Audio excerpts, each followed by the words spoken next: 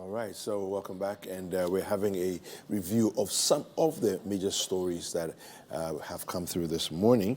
And my guests are Kofi Asari, who is with the Africa Education Watch, and Duncan Amoah, who is with COPEC.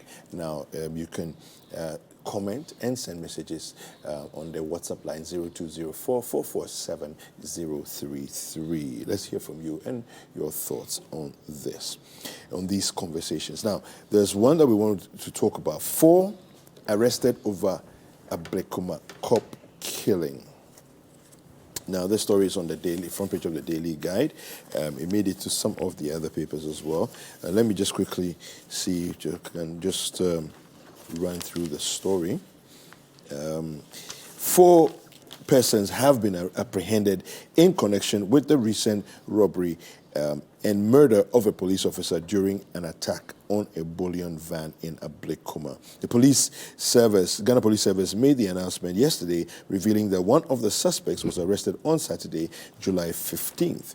Now, the remaining 3 are in custody, aiding with ongoing investigations. Now, the suspect, Blessing Njoma, was arrested with the help of Togo Interpol, in collaboration with the Ghana Police, and he was found in a Sigame market located in Togo's capital, Lomé. All right, now let's just talk about first of all the security, around our movement of Bullion vans. This thing it seems to be something that we are not willing to take the hard decisions that we have to take. First of all, I had a story over the weekend, from a friend saying that there was a situation where a Bullion van had parked because he had an issue with the engine or something, and so he had called another Bullion van to come offload his things. And guess what? Without calling any extra security, in the broad daylight, we were transferring money from one Bullion van to another. It just seems to me like there's a problem with the whole security understanding of how we transport money, around.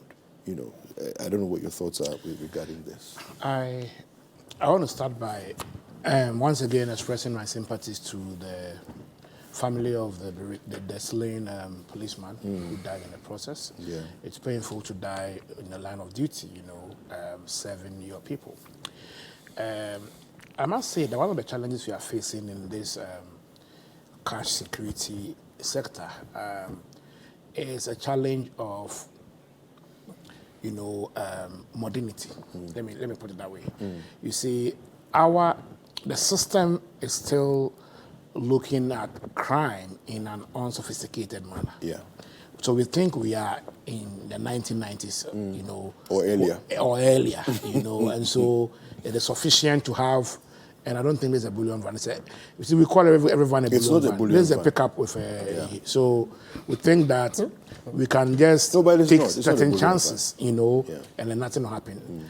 The likeliness or the probability of crime happening around these pickups that carry money, is so high today. Yeah. The kind of money haste, nature kind of robberies we are seeing in Ghana, it used to be seen only in movies. Yeah. But they have arrived. They are here. Yeah. So, in taking decisions around cash transportation security, we must have in mind that the things we see in the movies are now here. Yeah. So, to what extent are these decisions, are these measures watertight that they could contain these movie scenes we see? So what happened in Ablekuma was avoidable if we had at least 2. We've been seeing sometimes the army follow the pickup. Yeah. We've been seeing that. Yeah. And since that practice started, I never heard of any of these robberies until this one emerges. Yeah. So I think that we must change our perception of security, our perception around security, around transporting cash. We are in 21st century, proper 21st century, where everything we see in movies can happen in Ghana. Having said that, you see, I also want to applaud the police service for their collaboration with Interpol, leading to the arrest of 4 suspects. We hope that they'll be taken through the right processes and then justice duly served.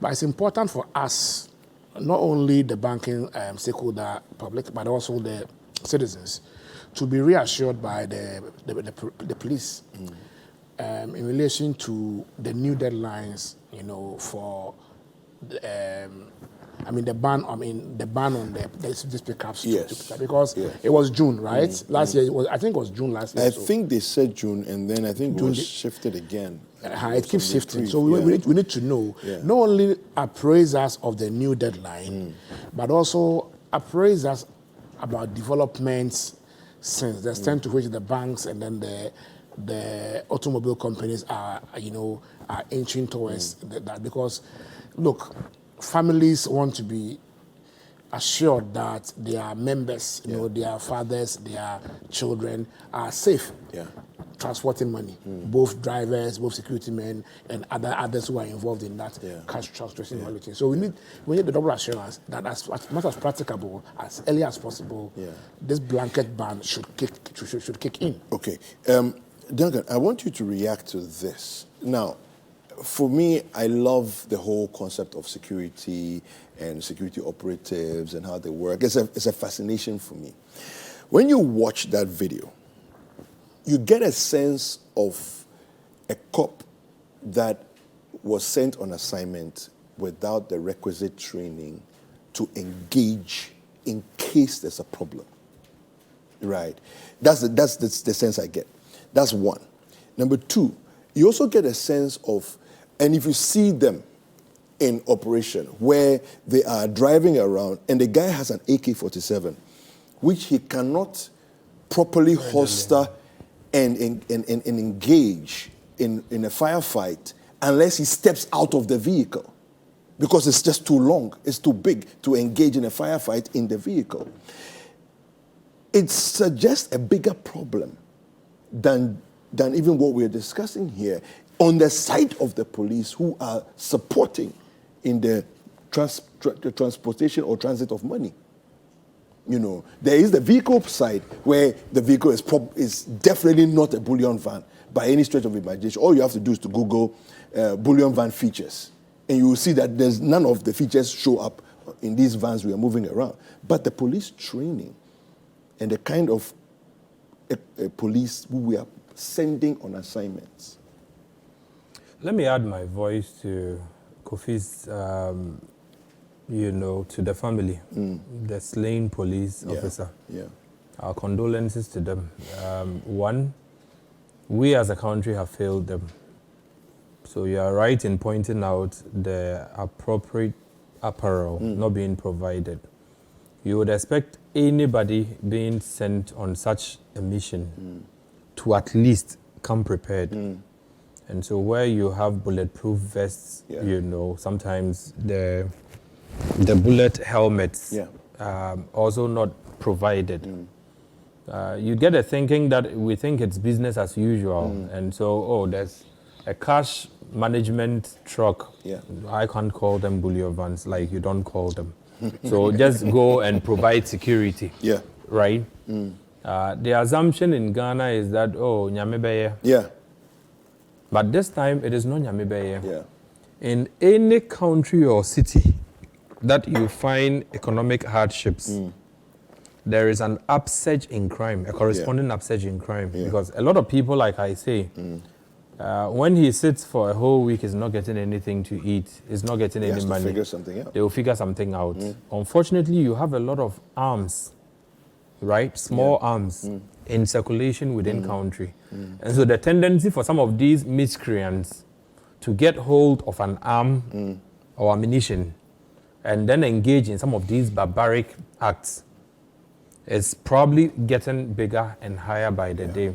What can we do as a country to protect our men and women in uniform? Beyond the protective apparel, like you also mentioned, a lot of training would need to be provided. The United States would not send just a military officer on a special assignment. They have the Navy SEALs. And the kind of rigorous training they undertake, if you put one Navy SEAL, he probably can take on 10 men and still survive. Because they go through a lot I mean, to come out as whatever. Yeah. Unfortunately, here the person goes through the police training, comes out, the uniform is provided. Which is actually quite basic. It's quite basic. Yeah. Uniform is provided. The next thing, they throw them in the van. They throw them, I mean, behind. Yeah. You will not find any senior officer in there. You will not find a very highly trained individual in there. It brings to mind this question about, so we have anti-robbery squad. They are better trained. We have formed police unit. They are better trained. We have, terrorist and counter-terrorism police. They are better trained. Why do we send the regular officers? That's the question. It's a difficult. I don't understand it. So Kofi talked about the mindset. We are thinking it's the business as usual thing. In the 90s, 2000s. Yeah. Of course, it didn't even have to be a pickup. It could be any car carrying cash. It just walks and nobody minds. Yeah. I have heard some people discuss that their friends from some other neighboring countries were asking them, you people, you sit down, you see money. Yeah. Money is going like that, and it's money, it's moving, and you are watching it, you see. So it so happens that there's proliferation of other cultures. There's a lot of movies being, shown. Yeah. Yeah. Unfortunately, there's a lot of arms also in circulation. So the police, the CID unit through Interpol has been very proactive in nabbing this guy. Yeah. It gives you some confidence that, of course, if they are bent on investigating crime, they get the results. So they can get the results. But how about preventing crime, which is also a core duty? It's part of it. Put these officers you put in these vans. Give them the appropriate apparel. Yeah. Give them the appropriate ammunition. The AK you mentioned is simply outdated. Yeah. Although it has, of course, a heavy, gunfire force. Yeah.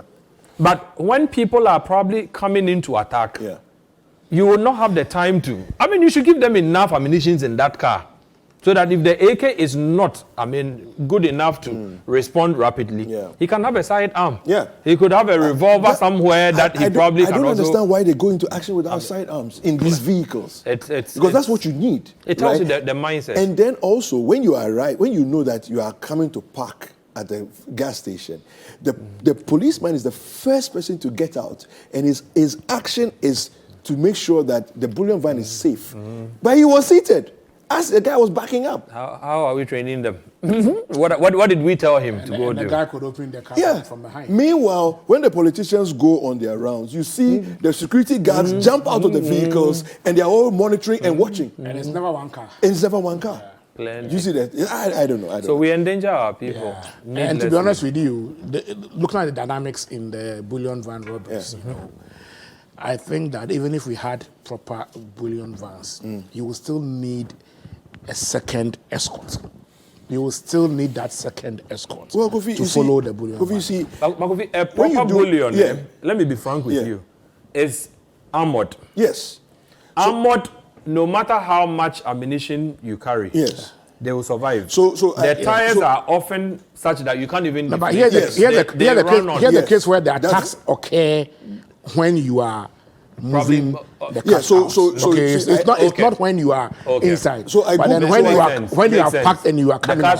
So you always need that, escort. So that's part of the way we need to run things. But look, I just Googled Bullion fan features. And this is what it says. Vertical panel protection, certified bullet resistant glass. Which means that you can decide to close the door, lock it, and the guy can shoot, nothing was going to come through. Right? Roof protection. Blast protection, that means bombs and grenades cannot go through.